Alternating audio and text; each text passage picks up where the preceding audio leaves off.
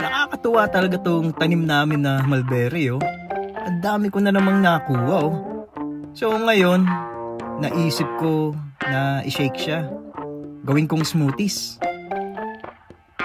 Diyan ko lang siya, oh. Diyan ko lang yan in-harvest. Tanim lang namin dito sa gilid. Ayan. Ayan, oh, dami niya pang bunga, oh. So eto, bali lalagyan ko lang siya nitong Bear Brand. Ayan, oh, nilagay ko na siya dun sa kanyang pang-blend. Yung mga mulberry.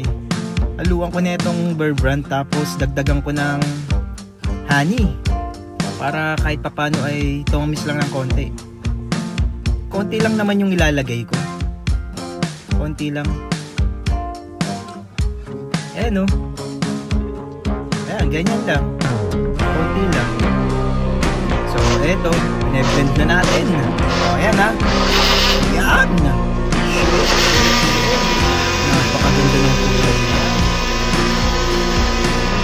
Ayan. Mukhang napakasarap nila.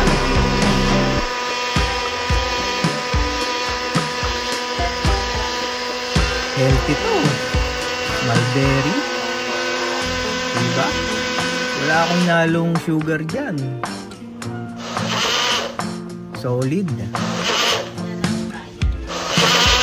Taas ang vitamin C nito. So eto, yan na siya. Ganyan lang naman. Ayun na, na-shake na natin. So, salin lang natin sa baso. Ayos, di ba? Sarap niya, no?